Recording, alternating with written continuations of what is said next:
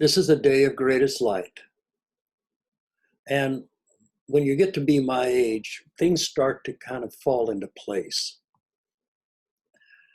Um, I've talked about this before, but most of the time that people are here, they're chasing hungry ghosts. They're thinking, if I do this, I'll be happy. Or if I go there, I'll be enlightened. If I change my diet, I'll do this. And we do these things. And sometimes they work for a little while and then they don't.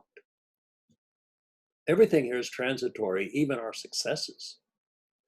So are our failures. But I want to talk today about you and your world.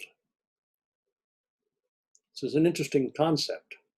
Part of the awakening process is one of extreme empathy.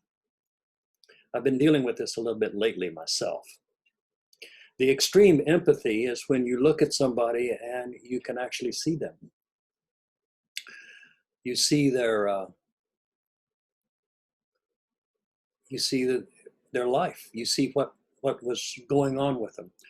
When I went up to my teacher once, it was at the Wilshire Ebell many years ago, when I first started studying with him. And I went up to him and I said, Rama, I would like to be a teacher. And he looked at me and he says, okay, but first you need to see a few things.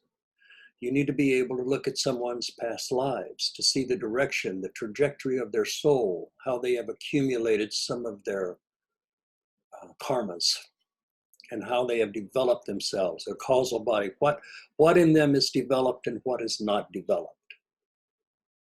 He said, when you can see how they're holding their energy, what chakra are they mainly coming from? And realizing that people are wounded, and if you don't see deeply into their past lives and into what they're doing to themselves in this life, and to the damage they've done to their subtle physical in this life, he says, then you're just dealing with the surface. And I've had a little bit of that ever since he told me that. But lately, it's been overwhelming for me. Let's start with ourselves. Each one of us is addressing life through what the Tibetan Buddhists call the six-windowed house, our five senses and our mental capacities. I dropped into this life just like you did, found myself in a little body, and I was completely out of control. I'm one of these people that kind of remember back a little bit before my birth, so I remember the whole process. But I do remember just being in my body. There was no language. There really wasn't any points of reference. There were just lots of movement and objects. Some were soft and some were not so soft.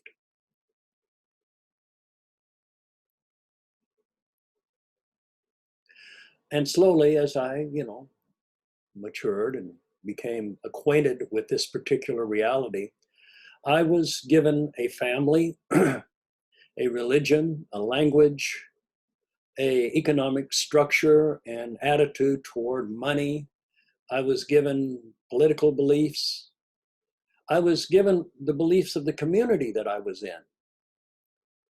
So in that little town of Eunice, New Mexico, a little oil field town, that was the center of my universe for many years. As I grew and as I expanded myself, I started studying this and studying that. And like everyone else that I know, I made a lot of mistakes. I did a lot of things poorly. I hurt people. I was hurt by people all the time.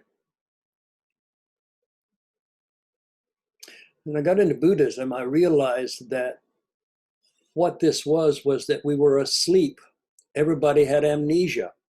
We were reacting to each other out of how we were fitted when we came into this life. I was raised in a family that was, my dad was kind of a racist, and he raised us that way.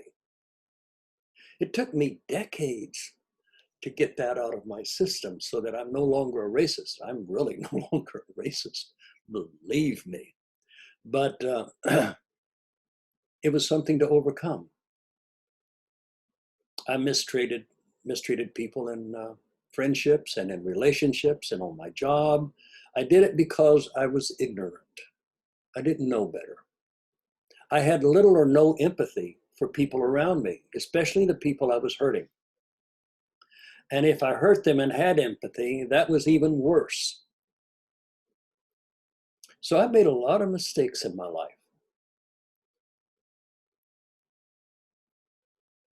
And then to realize that that people have an effect upon me. As part of my spiritual growth, I started seeing that people affect me. My gosh, you get around, when I started to meditate and become kind of sensitive, it became very essential that I not be around certain types of people. It just dragged me down into the gutter. My attention didn't stay high. I was having a difficult time because these people were just being jerks.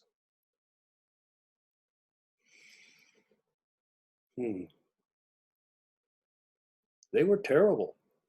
You know what it's like. You're in a room with a friend, you're having a cup of coffee, maybe a little cafe, and suddenly somebody burst into the restaurant and they're angry and they're just really not pleasant. It changes the whole atmosphere of the room. Maybe on a lighter note, you're sitting around your apartment and suddenly your mother shows up at the door. Suddenly everything changes. But I digress. I noticed that people would affect me negatively and I would have to get away from them. It was just too painful. Then came the devastating realization that while they were affecting me, I was affecting them. Who I was affecting everyone in the room, just like everyone in the room was affecting me. I never really considered that very much. I was too self-centered, too worried about myself to see what effect I was having on others, with my self-righteous judgment mostly. And then as the empathy started to move into more of a developed way, I started seeing more and more into why they were doing what they were doing. It wasn't always apparent. I was judging people's response by my life, how I was doing it, what I had been raised with. And when they didn't meet my expectations,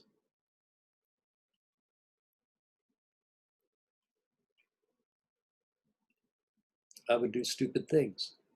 I would make stupid comments.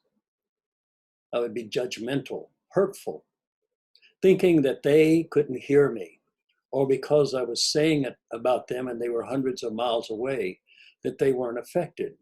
And when I realized the oneness of all, that we're all in this together, and I mean together, there is a part of us that is separate, but there's another part of us that's all of us are the same stuff. We're made out of the same nothingness.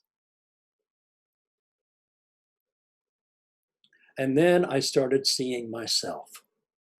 Before I was looking at all of these people around me, judging them, I was telling myself how terrible they were, how vicious and how ignorant they were. And then to realize that me making that statement showed how vicious and ignorant I was. I had no empathy toward them, and that meant that I had no compassion. Because unless you have a strong empathy, you can't have compassion. How could you? You don't know where they're coming from. What's going on with them? You assume maybe that their family life growing up was nice. Maybe it wasn't. Maybe it was a nightmare. Maybe they grew up in abject poverty and just really do not know how to handle their money. Or maybe they just was able to handle it from the beginning. I don't know. Everybody's different, but everybody affects everybody else. We're not in this world alone. We're in it together. And though I was raised in a little oil field town in New Mexico, somebody else might have been raised in a nice, might have been raised in Hawaii in that atmosphere, or in Manhattan. People are raised all over the place, and no matter where they're raised, they have a different view. Raised in Puerto Rico, they look at life differently than someone who's raised in Washington State. Everybody has a point of view. Everybody is you. They've all forgotten. Just like when you would hurt people out of your ignorance, when you would say things that were really bad concerning others, you're a bad vibe person. Oh, but I meditate every day. You're powered. You're powered up. We have to love everybody. It should go without saying. But the reason we have to love everybody is because we are God. We're made out of God's stuff. We can't be made out of anything else. We're living in God experience. There can be no other place to live.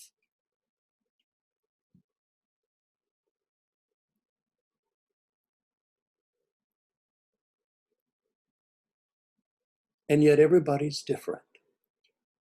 Everybody has a different family. They have maybe a different village or city that they grew up in, different friends, different economic values, different. We all have our little bubble, a little Facebook bubble. People that think like we do, act like we do, appreciate what we do, and anybody else is an enemy.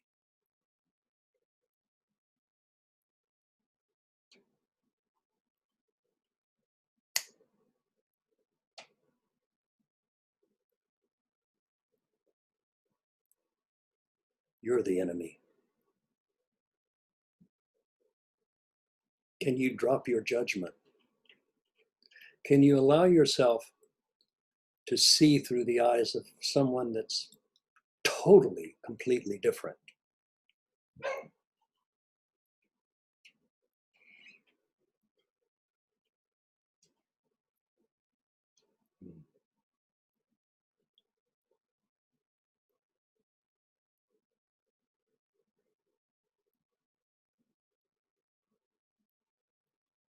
And the answer, of course, is, of course you can. But you have to look deep. You have to look past the behavior, past the horrible behavior that some people are exhibiting. You have to look past what's driving, what their appearance is, into what is actually driving them to do what they're doing. Are they criminals? Or are they just really angry? Or are they, what are they? What's driving people? And are these really things that are true about them? Okay. I just want you to know that there are 7 billion stories on this earth right now. And everybody in that 7 billion people is affecting everyone inside their field of attention. The closer to their heart, the more they're affected. So your surroundings do help you decide what your reality is going to be. by the influences that you're allowing yourself to be put into. But there is a way of moving beyond it. There's a way of transcending the Maya, this dream that everybody is caught up in. Everybody came in here. They all forgot everything they knew. And they started with all of the things they had worked out in their previous life and all of the things they haven't worked out, their anger issues, their sexual issues, their addiction issues. It goes on and on and on. We drop in here, we're dropped into a family, we're affected by everybody, and we affect everybody. And our little bubble of our community may bump against the bubble of another community halfway around the world, and now we're at a fight and we're going to war. How ridiculous. This is all transitory here. Nothing remains except enlightenment.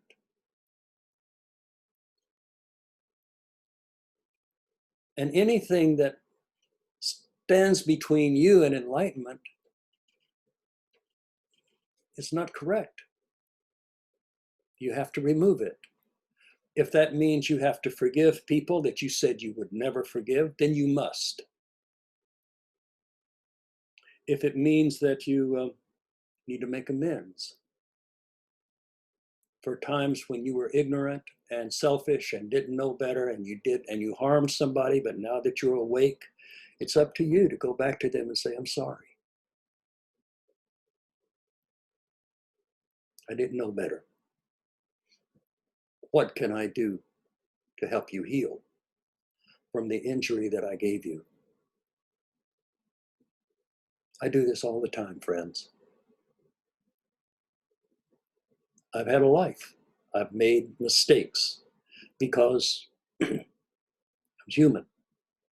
I had a human experience. Still having it. But lucky for me,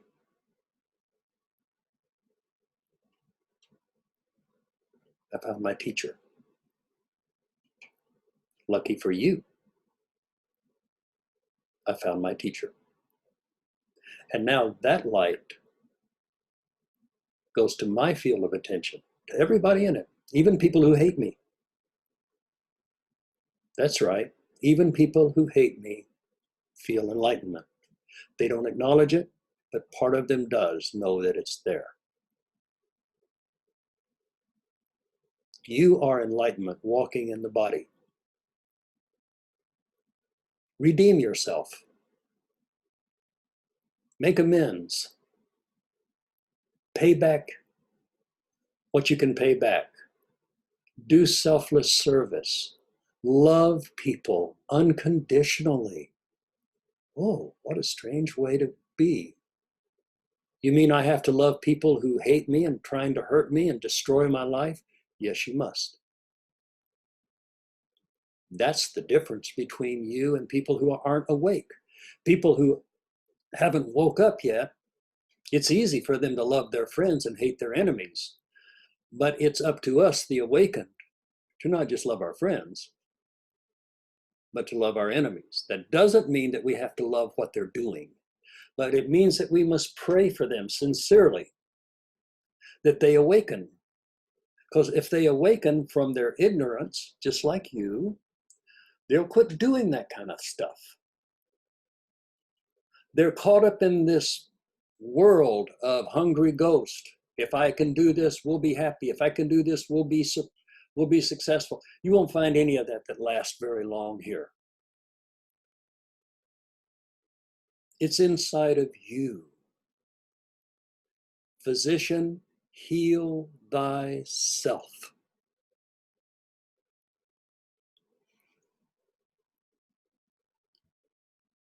If the eye is single,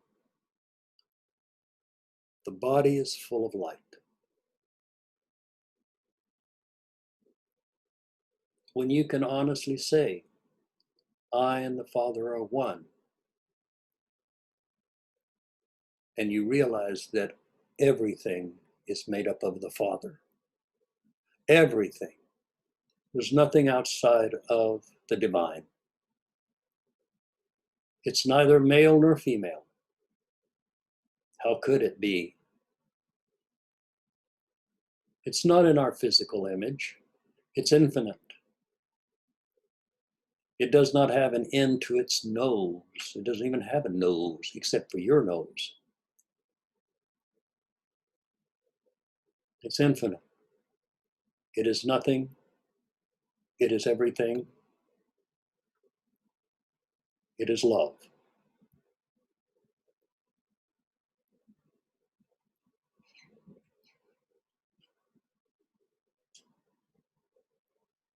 So on this day,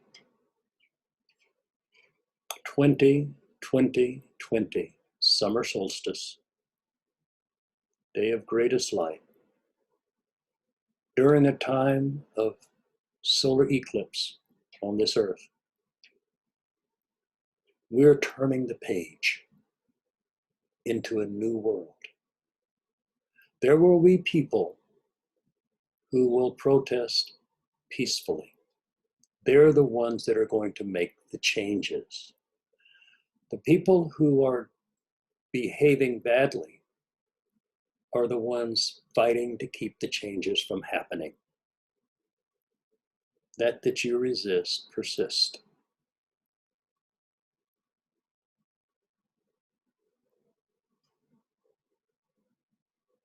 So in your heart every night, meditate on spirit. Do what you can to connect to your higher self. And then when you come back and the world floods in on you, just smile and send that Dharmakaya to the darkest places on earth. Send that awakening energy to the people who are causing the most problems. This is not energy that's going to hurt them. It's going to energy that's going to awaken them, which is what needs to be done. People need to wake up. Our world needs to wake up. And we're entering into a new time, a new energy right now that's going to make that possible. It's going to make it very easy, I think. So I'm inviting you to go on this journey with me. And in this journey for the next 3 to 5 years, which is about how long it's going to take, it could get kind of gnarly at times, most likely. But that's when we take refuge. We take refuge in our Sangha. That's our spiritual friends. We help each other out. We quit being so judgmental about them. Oh, if they did this, they should have done this, or if they'd done that. No.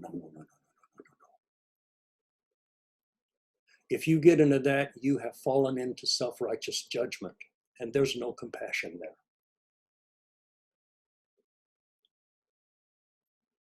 They asked Christ, how many times do we have to forgive somebody?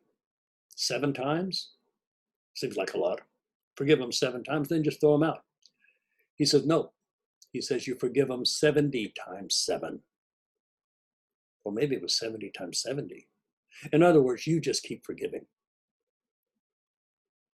If you've studied with an enlightened master, a Zen master, you do one thing one day, you're an asshole. You come in the next day to apologize, and they say, oh, you're living in the past. I've already forgiven you. You know? It's this moment forward, kids. It's this moment forward. Where we incarnated for this time, that this day is setting as the pivotal day. This is the last day of the old operating system. It's up to us to tune into this new way, a way of empathy and compassion, a way of selfless giving and service, a way of caring for each other, taking care of each other.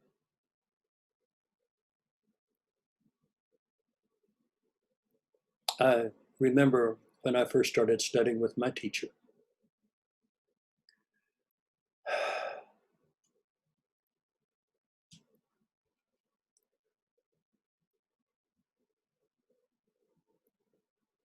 I was in pretty bad straits. I couldn't keep my world together at times. I was totally dissolving all of the time. I ended up for a while selling sheepskin seat covers at the corner of Melrose and it was in Westwood. The whole street was turning gold all day. I didn't have any complaints. I was studying with my teacher. Here I had postgraduate degrees selling sheepskin seat covers.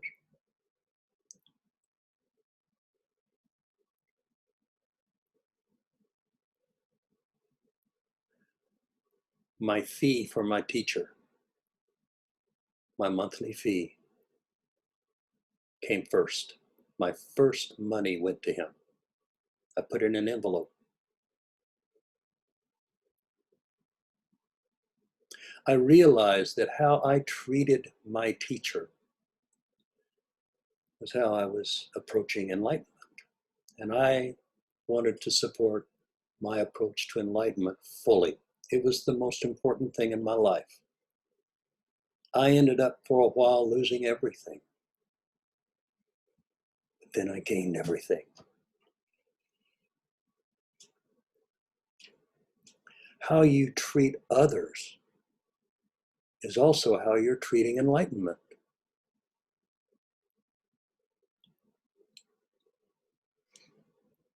Everyone and everything is your spiritual teacher. Are you going to trash your spiritual teachers because they're trying to show you some unhappy things about yourself? They're exposing your biases and your angers and your prejudices. You're going to be angry with them because you see their selfishness and their horrible atrocities that they're doing. And you don't see that you have probably done worse than that, especially in some past lives. We have no room to judge. But we do have room to dissolve our perception of them. We need to divorce ourselves from their actions and look deeper into their very soul. And when you look into their very soul,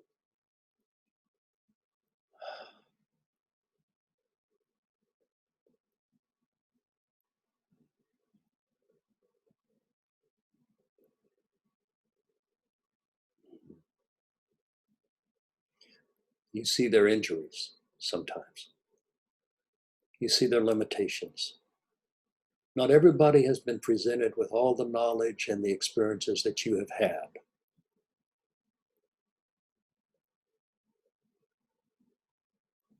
Not everybody has. So you're lucky. You're lucky that you have these people in your life so that you can learn to look deeper until you can see God in the worst of us. When you can see God in the worst of human nature, then you will have finally liberated yourself from the worst that is within you.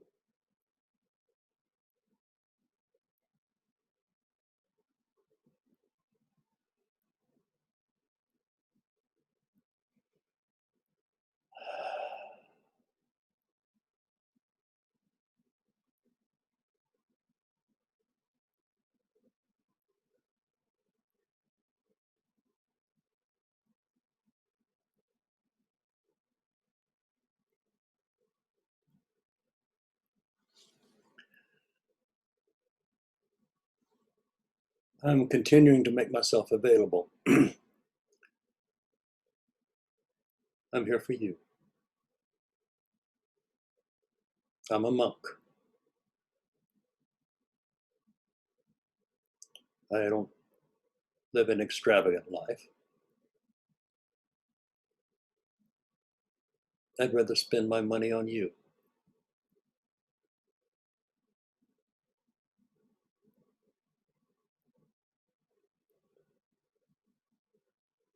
Love is like that.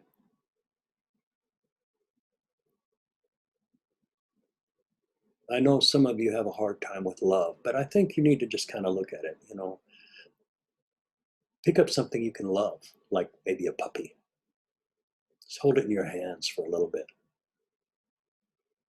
Pick up a newborn baby.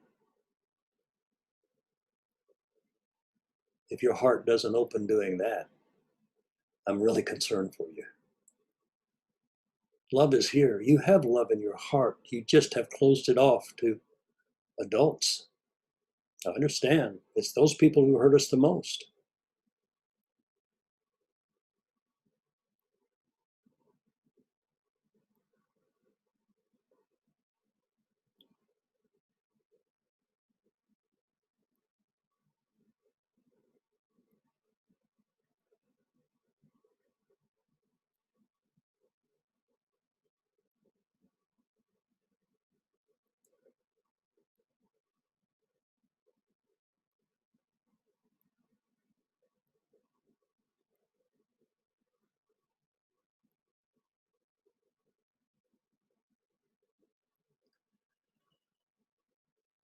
So let's all stay together, love each other, support each other, and be a light.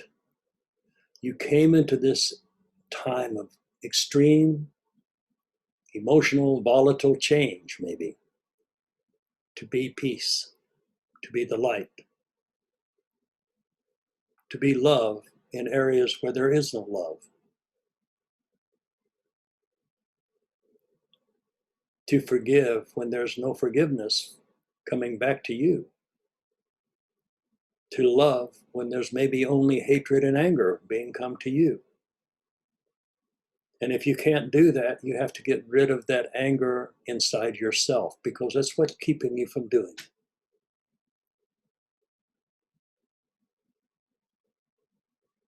Namaste.